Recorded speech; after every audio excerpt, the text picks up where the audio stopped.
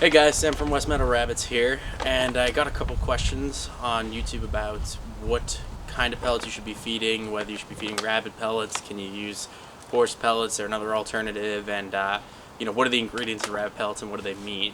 So today I just want to quickly talk about, before the sun goes down, how to read a feed tag and how to understand what's in your rabbit pellets. So these are the pellets I use. I use Blue Seal Home Fresh Top Hutch 18. It's a 18% protein pellet, like recommended in my video that I'll link to on feeding rabbits pellets. So down in the bottom of the bag, you're going to see the feed tag, which is right here. So I'm going to pull that off and we'll take a closer look. Alright, so here we are looking at a feed tag right on the hood of a car. Nice and classy. Let me zoom out so you can see the whole thing. Basically, a feed tag essentially operates like a label on the back of any food product you would get for a human. So it's got some pretty basic nutrition information along with a full ingredients list, and it can sort of explain, what is actually in the pellet you're giving your rabbit. So right off the bat, and arguably some of the most important information, is right here at the top, and it's got your breakdown of exactly what macronutrients are in the feed tag. So you can see this particular feed. All feed tags are going to have this information on it. They're legally required to do so. And you can see the percentage of the items over here. So like I said, this is an 18% protein feed. So we can see crude protein. The minimum is 18%. So some items will be measured by their minimum. Some items will be measured by their max. And you want to make sure that the minimum and the max are not going outside of what your rabbit needs. So I talked about a little bit in the other videos what you may want to be looking for. But anyways, we've got crude fat, the minimum is 3%. Doesn't tell you the max. Crude fiber, the minimum. So the two big ones really are protein and fiber. I like a high protein thing because I'm raising meat rabbits, but you also need a good amount of fiber so they don't have digestive issues, especially if you're not supplementing hay like I do. In addition, so we can see the minimum here is 15% and the max is 20%, which is a pretty good range for what I'm looking for. We've also got the calcium, which has a minimum and a max because rabbits are really efficient metabolizers of calcium, so we don't want too much calcium. We've got a phosphorus minimum, salt minimum, and maximum, and a vitamin A minimum. So those are sort of the big major nutrients, and pretty much any reputable feed company is going to have something pretty close to this range. You can buy different amounts of protein. That's the only thing that usually really changes. You don't want to see fiber too low. You also don't want to see it to be too high. And you also don't want to see protein too high. I wouldn't go much past 18%. So where things get a little more complicated is further down here. We've got this gigantic list of ingredients. And this looks pretty intimidating, especially if you're into, healthy eating and stuff. You should know that, a lot of ingredients usually isn't a good thing. But I promise this isn't actually as much stuff as it looks like. So just like a regular human food label, what is the most common ingredient is listed first. The least common ingredient is listed last. So the most important thing you want to look for on your feed tag is the first ingredient should always be dehydrated alfalfa meal. That is going to be what most of the pellet is. And as I've talked about in my other videos in this series, alfalfa is really nutrient dense. It's got a lot of energy, a lot of protein, and that's going to make sure that your rabbits are getting plenty of energy, which is the main purpose of the pellet. In my case, I feed pellets, but I also feed hay.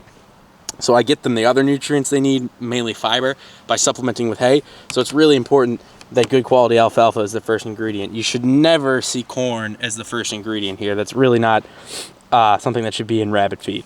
So the second ingredient might sound a little weird, wheat middlings, but what that really is that's basically a leftover byproduct from hulling wheat grains, and it's only in here to add fiber, which is good. Fiber is good.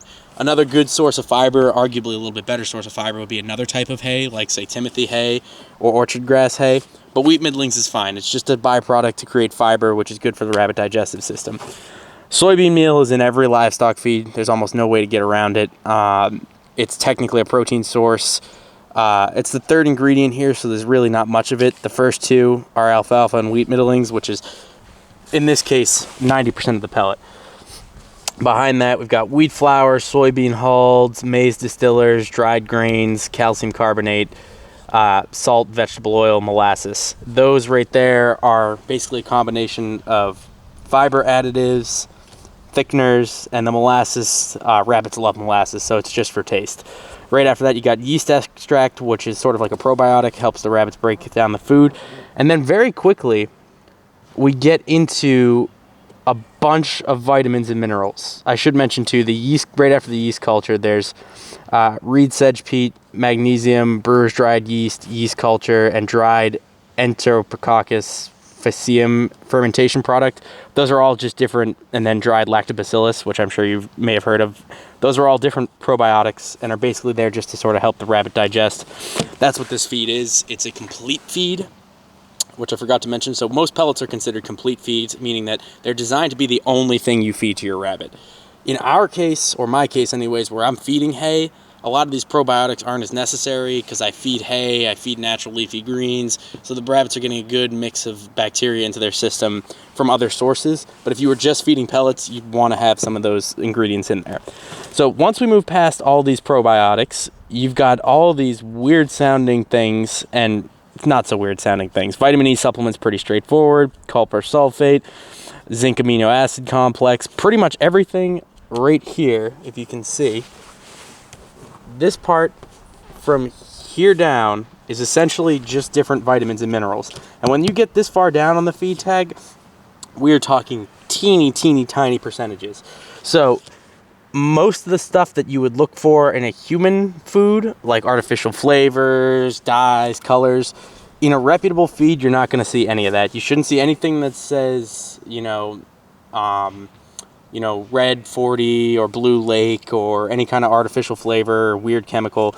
That shouldn't be in here. These are all just vitamin A, B, C, all your vitamin and mineral supplements. And you can actually look up these names like glucophenate or whatever. That's just the chemical name for the vitamin or mineral. Finally, you've got, at the end, cobalt carbonate, which is just cobalt and calcium, all vitamins and minerals. So the main things to look for on this feed tag, like I said, you want to make sure, let me zoom out here. Ooh. All right. So like I said, the main things to look for on the feed tag are your macronutrients up top, your product ingredient list, and then obviously the company's information. It's good to know who's manufacturing your feed. Very important in the product ingredients list. You're probably not going to be able to avoid soybeans, but there should be no corn in here. There's absolutely no reason that a corn has to be in a rabbit's feed. There shouldn't be, it should definitely not be in the first 5 ingredients. That should really, and you should always have alfalfa and ideally some other form of hay as your first few ingredients. So that pretty much does it for reading a feed tag. Most feed companies will also have feed instructions on the back. And you can take these with a grain of salt, obviously, and base your own information off your own program. But you've got, you see different life stage right here, amount of ounce to feed, and then the category for what you would be using that rabbit for. So again, there you go. All right, so that's pretty much it for how to read a feed tag. It's very similar to a human's food product label. I apologize if the lighting was off. I only have time to make these videos on the weekend, and it's getting dark here early in the winter. So again, 3 major things to look for. Number 1, every bag of feed you buy should have a feed tag on it. Do not buy a bag that doesn't have a feed tag on it. It's usually going to be attached around the bottom or at the top where the bag's sewn together. It may have information on the back of the feed bag, which is fine, but it should still have a feed tag, and that's really what you should go off of, because the stuff on the bag is really marketing. The feed tag is the label. It tells you what's in it. So it's better have that. If the bag doesn't have it, don't buy it. Number 2, the rabbit feed should never have any corn in it. And if it does have some kind of corn, maize extract or whatever, that's usually from, left over from distilling, and it's just a byproduct to add filler to the feed and, some fermentation products, which is fine, but it should never have just regular corn, whole corn, cracked corn, and it should certainly not be in like the top 4 or 5 ingredients, because those top 4 or 5 ingredients really are like 99% of what's in the pellet. The rest is just trace stuff.